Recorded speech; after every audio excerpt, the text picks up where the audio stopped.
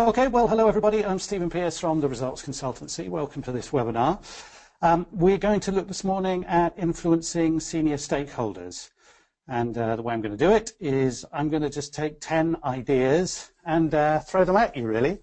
The ideas have come from my work over the last 10, 12 years, working in a range of professional firms worldwide, in a coaching capacity in the main, but also asking questions and finding out what works in those organizations and in client organizations as well. Put a book together a couple of years ago entitled Secrets of Influential People, and I'm drawing the content today from some of the ideas that people have found most useful over that period of time. So let's get cracking. We've had one or two little technical issues, as always happens with this type of thing. I was hoping to take questions as we go along this morning, but actually I think what we'll do now, if people do have questions, I'm going to give you an email address at the end and you can ping those over to me and I will do my best to answer them. So I think we'll get cracking straight away. And I've got 10 key points that I want to get across in the session this morning. A lot of them are common sense ideas, and I'm sure a lot of them are familiar to you. But I think sometimes, particularly with the pressure of work, we can forget some of these things, and it's worthwhile reminding ourselves of their importance when we're trying to influence people who are also very busy, possibly more senior, possibly important clients of ours. These are all ideas that I hope people can implement pretty much immediately after this session. So let's get going straight away. Number one, really important to remember that we can't change them. How often do you go home at night and sit down and maybe pour yourself a glass of wine or have it poured for you and start to complain about one or more individuals that you need to work with and you need to influence? And maybe the conversation between you and your significant other goes something along the lines of, why are they such a, whatever word you want to use, why can't they be different? Why can't they be kind of normal or more laid back or essentially more like me? I hate to break it to you this early in the new year, but they're not going to change. And the more time we waste thinking about how we can change them, or wouldn't it be great if they were different, or it's them, it's their problem, we are wasting our time and our energy. All we can do with challenging stakeholders is change our response to them. That's all we have in our control. And once we start thinking in terms of changing our response, there are two main strategies that we can use. So the first strategy is that we can do whatever we can possibly do to try and nurture the relationship. And this means that we have to take responsibility for changing our approach. We need to keep doing things differently if we're finding we're not getting the result with a particular individual or a particular relationship. Now, I can remember an example of someone I was in a coaching assignment with a few months ago who said, I just can't understand it with this particular partner in her case. I go into the office on Monday morning full of energy, go into their office, say hi, try to engage, I get nothing.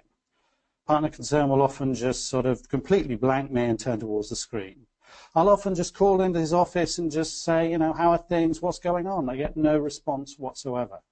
And she began to internalize that as his problem. He is rude. He is not willing to engage with me on a social level. Unfortunately, when there's a hierarchical distinction like that, it's something that the more junior person is going to have to respond to and do differently, because the senior person has no real incentive or motivation to change. So actually she needed to come to terms with the fact that this was not a small talk type of individual. This is someone who responds best to one-line or bullet point emails. The individual concerned there needed to change her approach. And maybe changing the approach to email itself wasn't going to do the trick. Maybe she had to start to enlist other people, someone that the particular partner did respect around the firm to act as an intermediary whenever she wanted to approach or influence. So my point is that if we're not getting joy out of one relationship, we need to change the way we are initiating that interaction. Up until a point. Once we have exhausted all possibilities, and there are always people like this in organizational life, once we've exhausted all possibilities, then we have another option. And that option is to neutralize. Forgive the sort of rather unfortunate overtones of the word.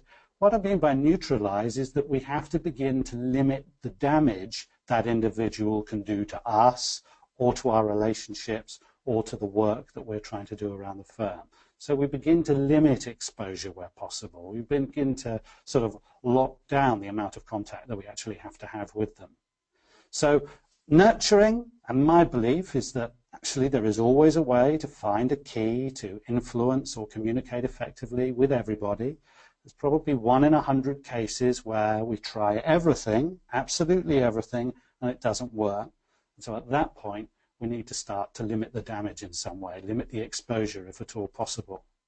But remember, we can't change them much as we'd like to. We can only change our response to them. Let's move on. This particular heading is absolutely crucial when we are trying to be influential in an organization. Perception is reality. Let me give you another example here from a coaching assignment. It wasn't on the fee earning side actually, it was with a business development professional who was suffering from the syndrome of thwarted ambition. I don't know whether any of you are familiar with that particular mindset, but he actually thought, you know what, I was hired to do a job and I'm not being allowed to do the job. And we started to talk about this in a little bit more detail.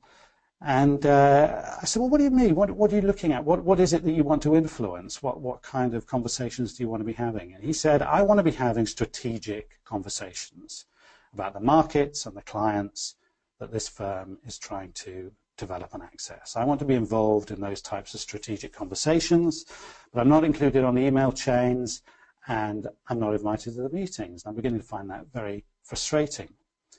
And so what I asked him to do is what I'd suggest you do if you're suffering from that same syndrome of thwarted ambition.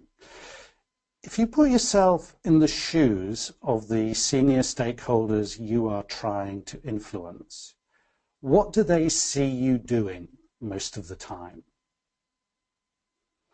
And in the case of this business development professional, he came to the conclusion that what senior stakeholders actually saw him doing most of the time was checking pitch documents, spell checking pitch documents sometimes. Now, I'm not in any sense suggesting that that is an unnecessary or irrelevant task. It is an important task.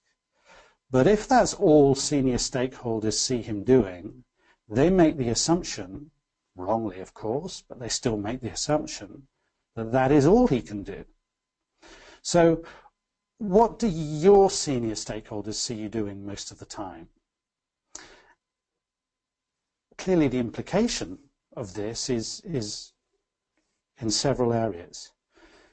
We need to initiate a conversation around getting more challenging work or greater exposure. We need to be putting our hands up and asking for challenging projects, volunteering for projects which showcase our talent, rather than expecting those to come our way. So sometimes in my work, in law firms in particular, I'll find that people will have this frustration, but they are not initiating the conversation about more challenging projects to get themselves visibility. And then, of course, when you get those more challenging projects, it's essential that people know that you're doing them and that you're doing them really well. So there is an element of self-promotion there. Now, a lot of people recoil at that phrase, self-promotion. A lot of people in the professional world will say, look, I don't really like the thought of selling myself. I'm not in any sense suggesting that you do a big, hey, everybody, look at me, aren't I great? But actually, if you do initiate the conversation about getting what I would term stretch projects and tasks for yourself, and you manage to do those pretty well, make a point of updating your team. Make a point of actually tagging an agenda item onto team meetings, where you say, I'd just like to update people on what I've been doing with client X or client Y. And in that way, you can update them and they feel that there's value in that because they know what's going on now and they know what you're up to. but also you get the opportunity to control the way you are perceived by other people. So, key one really, consider what senior stakeholders see you doing most of the time, and is that how you want to be perceived? When I'm working with people who seek to influence a firm, a client, I'll often ask that they map their key stakeholders. And they map their key stakeholders in a very specific way. I ask them to categorize the people who are important to them in their careers in one of three key categories. I'd like them to list their sponsors, their neutrals, and their adversaries. And typically, this will be a classic bell graph. So you will have a certain number of people, maybe typically 3, 4, who are in the sponsor stroke champion category. Hopefully, you will have a reasonably small number of people who are in the adversary category. And that can be for a variety of reasons. It can be a personality issue. It can be politics in a large organization. Whatever it is, there are people who are opposed to you, you don't function especially well with. And then the vast majority, of course, are going to be in the middle. They're going to be neutrals. They've got an open mind about you. If I ask you to do this now, and then I ask you the question, which of these three categories takes most of your time? Who do you spend most of your time seeking to influence? Is it the sponsors, the neutrals, or the adversaries? I'm surprised, or I used to be surprised, less surprised now.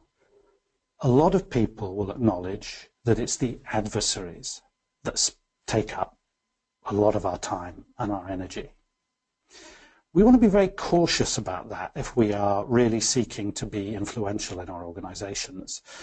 I think it's probably because many lawyers in particular are perfectionists.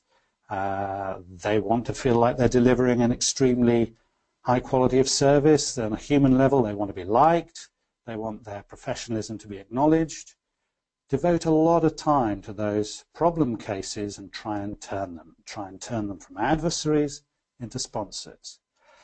Let me tell you that my experience is that people in the implacable adversary category are like black holes.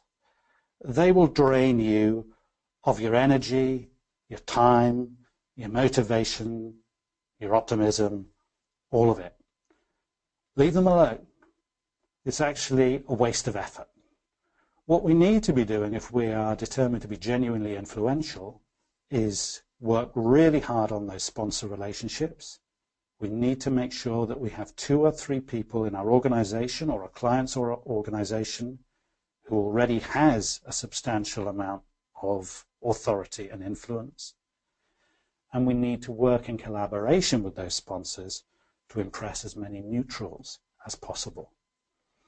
And just as electoral consultants working for political parties would concentrate most of their efforts on the swing voters, so you need to map all of your stakeholders and consider who are in that neutral category and work methodically to impress them so that over time you get a critical balance. The majority of your stakeholders are either in the neutral or the sponsored category. So identify and nurture 2 or 3 sponsors, spend most of your time on the neutrals, and then don't let adversaries drain your time and your energy. Okay, let's move on. This also is a point that we sometimes miss. Many of you, I think, will probably have read Stephen Covey's excellent book on the 7 habits of effective people, successful people. One of the key points he makes in that book is seek first to understand and then be understood. And sometimes what I find when people are trying to influence is that their own agenda is upfront and central in their mind, understandably. So if you've got a pet project that you want to see rolled out across the firm, or you have a suggestion that you're really keen for your client to adopt and take forward, that will be the thing that you spend a lot of time and effort seeking to articulate as effectively as possible.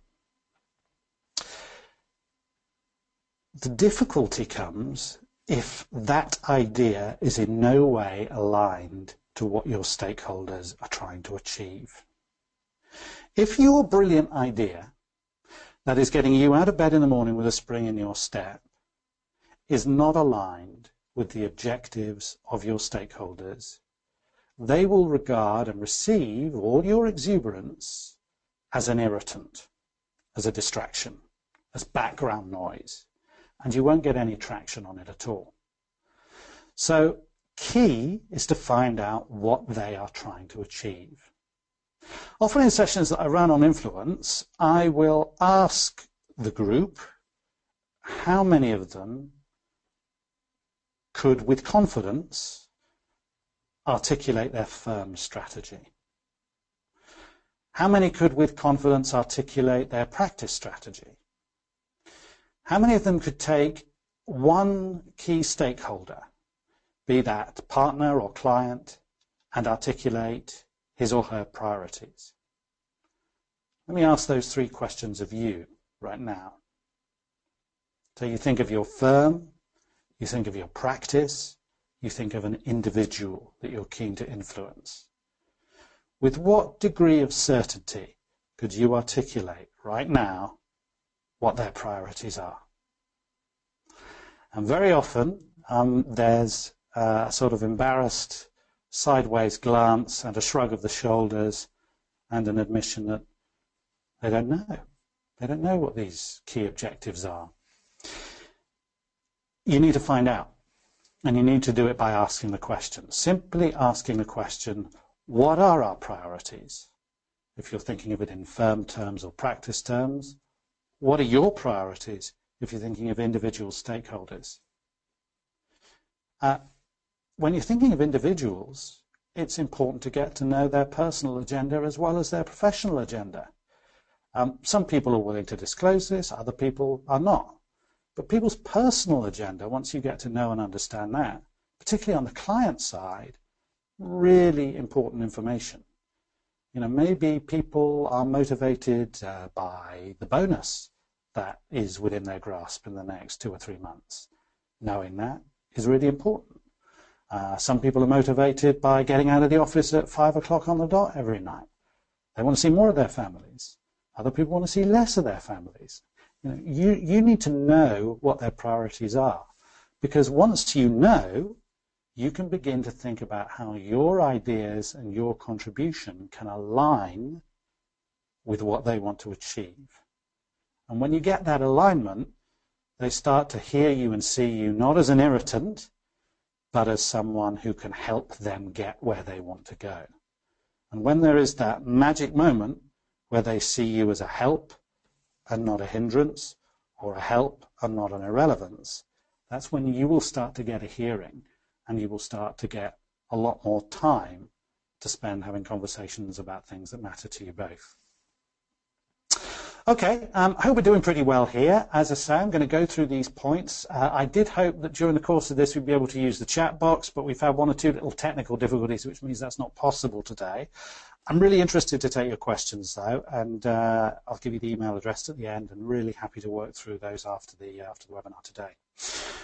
Next point, we've got to do the basics unbelievably well. Influence is accumulated really slowly over time.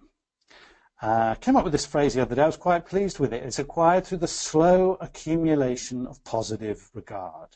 If you are new to an organization or new to a client, my experience is the majority of them are looking to you to demonstrate what sort of service standard they can expect from you. Not necessarily looking to find fault, but they are skeptical. And in that early phase, when you're starting a new relationship, they're looking for the basics to be done really well. This is not to be confused with the earlier point I was making around perception and reality. This is about service delivery and quality. So the year is still pretty new. In the year so far, have you met all your deadlines? Have you delivered what you said you were going to deliver? Have you been on calls at the time you were supposed to be on calls?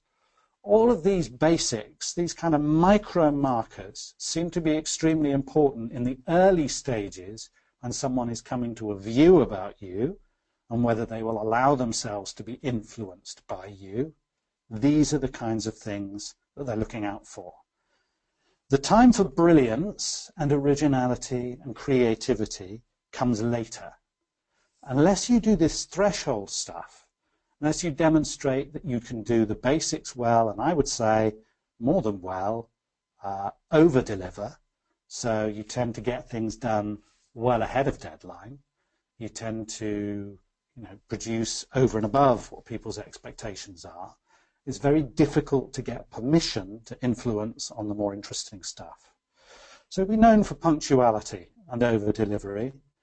This is another important one I've noticed over the years, seems to accumulate credit in senior stakeholders' account or view of you really effectively. Put your hand up for the work that no one else wants to do.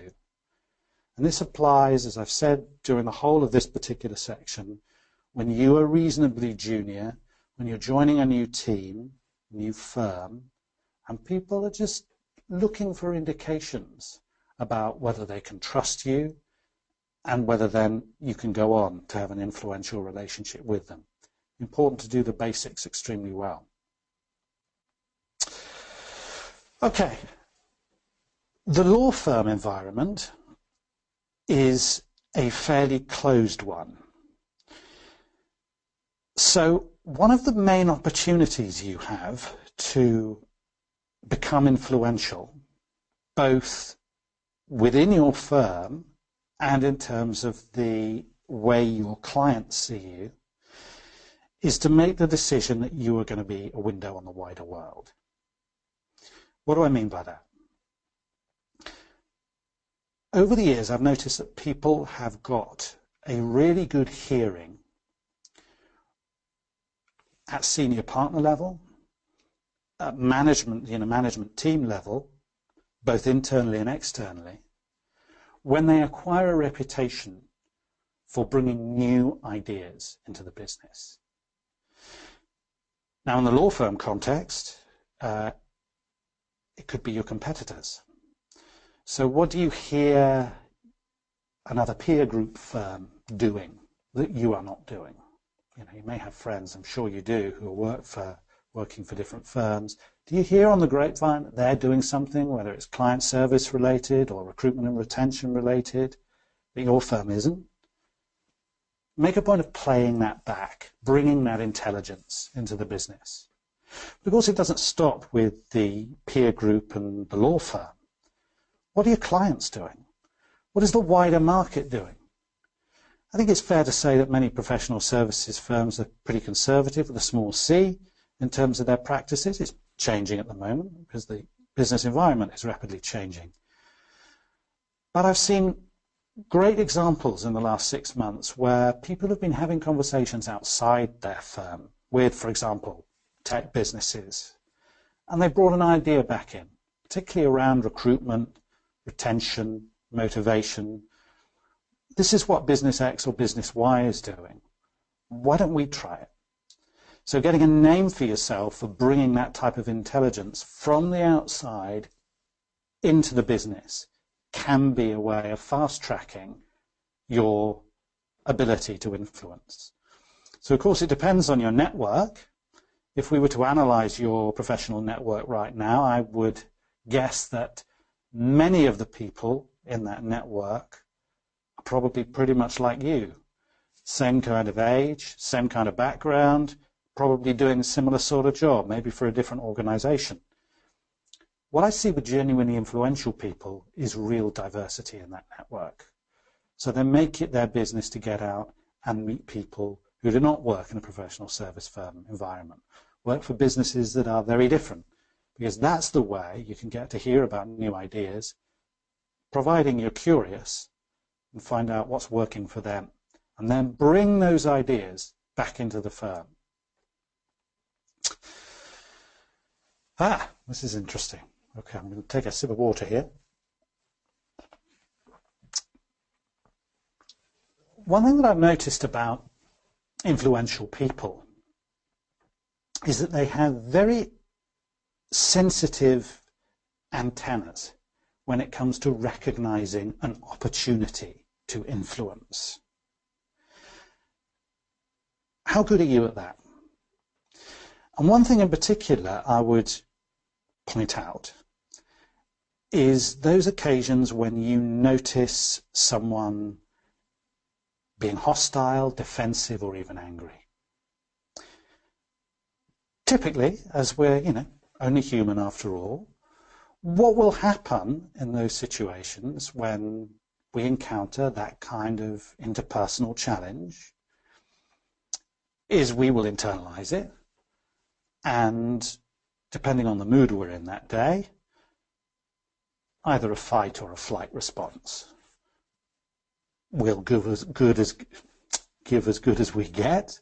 So we'll enter into some kind of argument, or we will shut down, take offense, withdraw. Anyone who's done any kind of psychological work will know that there's a difference between primary and secondary emotions. And what we have on the screen at the moment, hostility and defensiveness, very often secondary emotions. They're triggered by something else. A lot of the time, fear, insecurity, anxiety. So if you buy that, when you see someone behaving with hostility and defensiveness, I wonder whether actually quite often that is a real opportunity to try and get closer, understand what's driving the hostility, and offer yourself as help to try and offer assistance to resolve whatever the particular issue is. You may, on the other hand, think, oh, look, absolutely not. This person is letting off steam, being really unpleasant, and I don't want to get anywhere near it. What I've noticed over the years is that there's something in this, that people only react in that kind of way when there's something really troubling them. And if there's something really troubling them, why don't you try and find out what it's all about? And if it's a moment for them of maximum stress, and you take the time, effort, and trouble to understand exactly what's causing the stress, and then maybe offer yourself as support or assistance, they won't forget that. They'll remember it. And it's another one of those key tools where you can build credit in their metaphorical bank account, if you like, which will enable you to get some leverage later on and influence effectively. And don't take it personally. When this kind of thing happens, it's all about them, it's not about you. How are we doing? Influence is a team game. And I see this over and over. Those sort of lone wolf type operators in professional service firms, I think, are much less prevalent than they used to be 10, 15 years ago. And when I see people managing to influence, to win an argument, to get a new idea or proposal adopted, to get the green light on something that they feel passionately about, I notice that more often than not they do it through collaboration and alliance. So I'd be asking you, if we were working together in a coaching assignment, what kind of alliances are you working at the moment? And actually by that I mean short-term alliances that are formed very quickly for a specific project, for a specific need, and then maybe are disbanded. The relationship is obviously maintained, but these are alliances and collaborations for a very specific end. And I see it with people working effectively cross-practice. I see it with people working with different offices in their network. I see it with people working collaboratively with other service providers, running events together, hosting events together with their clients, for example. So I just wonder whether there are opportunities to build some bridges with parts of your firm that at the moment you don't have a lot of contact with. The joint venture tends to work pretty well for our clients. Why can't it work well for us as individuals when we're trying to gain influence? And another interesting thing tends to happen when you build a relationship with a part of the firm where you don't have much of a relationship at the moment or historically, and you reach out and you initiate that particular relationship, an interesting thing will often happen. It's serendipity. People will suddenly start to keep you front of mind and start to see opportunities for you and start to get in touch with you and start to say things along the lines of, you know, actually, if you hadn't got in touch with me about this the other day, or you hadn't actually come to see me and we hadn't had that coffee, I would never have thought about the contribution you can make with this project or that client. And then suddenly the collaboration is starting to work in really unlikely places. You initiate it, though. You initiate that bridge building exercise, that alliance and coalition forming exercise. And by and large, I see that 1 + 1 does equal 3. You can get really effective leverage when you work in concert with other people. Hey, I'm sure many of you will have read Malcolm Gladwell's books. Very sort of distinctive looking guy, wonderful writer, Blink, The Tipping Point, Outliers, all those books that you tend to see at the airport bookstore. I've read quite a lot of them myself, and I really like this quote from him. The older I get, the more I've come to understand that the only way of pursuing valuable things and saying valuable things is if you lose your fear of standing corrected. This is quite big if you are serious about acquiring more influence and being perceived as influential. Let me give you a scenario. How many of you have been in a situation on a conference call where there are multiple parties and the discussion is rambling on and on and on and on, and you've not contributed much, you've basically been doing most of the listening, and you have come to the conclusion that the parties on the call are missing something, missing a really material fact or point. And you think to yourself, I'm going to interrupt in a minute, and I'm going to say, look, I think there's something we're missing here. And you're preparing to make that big intervention. And then what happens? A little voice in the back of your head starts to say, what if you're wrong? What if this isn't such a great point? What if you say something and everybody else says, oh, that's absolutely crazy. You obviously haven't been listening to the call. You must have been asleep on it. So what happens? You think, this is too risky. I'm not going to say it. I'm just going to sit in on the call, let everyone else do the talking. And then what happens? Someone else says exactly what you were thinking. And everyone on the call goes, wow, thank you, John or Sarah or whatever it is. That's a really important point. I'm so glad you brought that up. Yeah, now you come to mention it, you're absolutely right. We do need to focus in that particular area. Thanks so much for bringing that up. And you're in your office, why?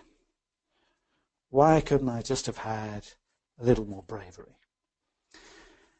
And I think the reason for that is that the mindset of a lot of professionals is, again, I mentioned it earlier, one of professionalism and perfectionism as well. Perfectionism is the key. Often risk-averse as a mindset. You know, the standard of proof you're looking before you make a contribution is 99.99. Problem is, if you're always looking for that level of proof before making a contribution, you're not going to contribute much.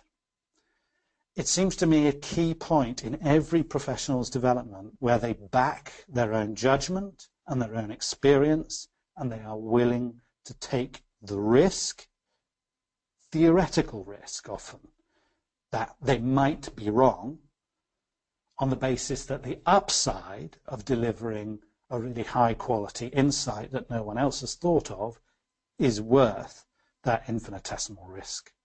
What I notice with people I work with is that there is a moment in their career where they take that deep breath and they make that contribution. The contribution might be controversial. It might, as they're running it through their mind ahead of time, represent a slight risk. But actually careers are made on those kinds of intervention. And all of you have done your training, been in practice for some time, will have accumulated knowledge. Comes a point where you need to back that knowledge to deliver insight. And as Gladwell says, the only way of pursuing valuable things and saying valuable things is if you lose your fear of standing corrected and you lose your fear of being theoretically wrong. So give it a go. Next conference call you're on, you've got a point to make, say it. This is quite an interesting one actually from Marshall Goldsmith. I think some of you may well have come across him. He's a very well-known executive coach. And he's put forward this model in a very specific situation, which I have a feeling some of you might recognize. This is where you're working with someone who is much more senior than you, and you know that something they are doing either is wrong or could be better. But because of the status difference and the hierarchy difference, you cannot say so. Well, you could. You could say to senior partner or senior client, do you mind if I give you some feedback? Now, I would guess that if you used that phrase, it may not do your career a lot of good. We can be the most enlightened individual and professional in the world. We can be genuinely committed to our own professional and personal development. But we hear the words, can I give you some feedback? And we immediately brace ourselves for some pretty unpleasant news. So clearly, if we're trying to influence up, that is not necessarily a strategy we would want to use or would be wise to use. That's why Goldsmith came up with the idea of feed forward. And the principle is expressed on the screen at the moment. Rather than identifying failure or flaw and drawing attention to it, can we try and leverage success? Can we try and identify something that someone does exceptionally well and build a conversation around that? So someone did something pretty effective.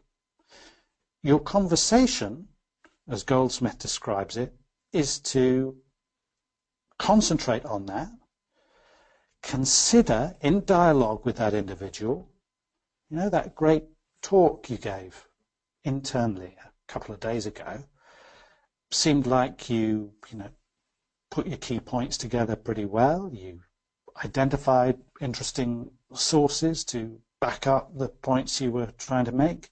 You seem to be quite at ease there on the stage in front of the audience.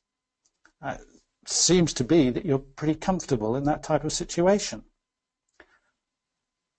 That's through to the qualities. You're a good communicator, you like doing the research, you've got a pretty good rapport in a live situation when you're dealing with difficult questions. And on to the final point. How can you demonstrate those qualities more frequently or in a different setting?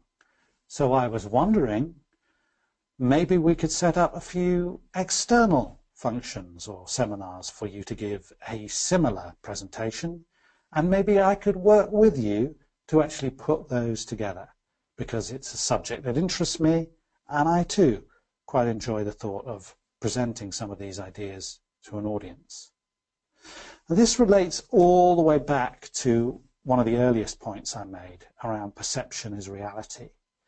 If you were thinking to yourself, I really need some more speaking engagements to get in front of us, I'd like to build my credibility and authority by speaking to more audiences.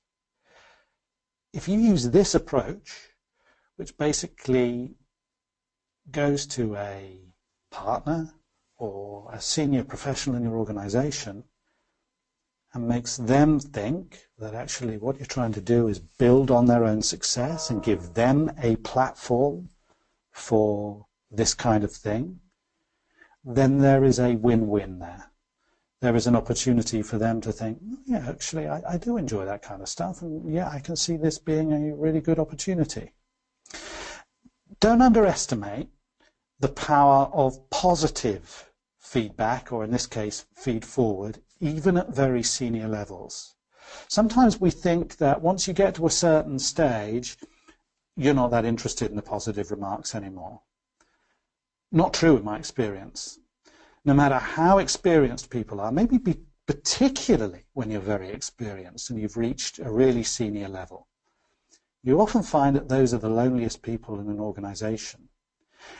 And running through their mind is exactly the same thing that runs through your mind. Am I doing this well? Is this any good? Am I getting my message across? And if you use this approach of being the person to draw to their attention something you feel they have done well, and begin to move it forward to something that they can leverage and do more of in the future, they will welcome that conversation, and it may also provide an opportunity for you to build the relationship and influence up effectively. So there we go. I hope we've covered some points in the session today that are useful to you. I couldn't end without sharing with you the book that I put together on the subject a couple of years ago, Secrets of Influential People, available in all good bookstores and via Amazon as well. Actually, as it's the start of the year, I'm going to put my email address up there, and the first 5 people who send me an email and say they'd like a copy of the book, I'm really happy to put that in the post to you free of charge, but it'll be the first 5 and the first 5 only, so be quick off the mark on that. As I said at the beginning, I was hoping that we were going to be able to take questions during the course of the session today, but we had 1 or 2 technical glitches at the start. I've covered quite a lot of ground, and I'm sure there will be challenges, questions, and specific situations where you're dealing with challenging personalities or challenging situations where you may have a question that I've not managed to cover. Please do drop me a line. I will try and get back to you as quickly as I can with some ideas about how you might be able to achieve influence with senior stakeholders. Also, before I leave you, I just want to point out that our next webinar at the Results Consultancy is coming up on the 10th of February. Really interesting subject matter there, managing difficult conversations, and the one after that in March, some tips for preparing winning pitch documents. So plenty more stuff coming on in the next few months. Hope you'll register for those. For now, thank you very much indeed for joining me. It's been a real pleasure, and do drop me a line if you have any questions. Thanks very much.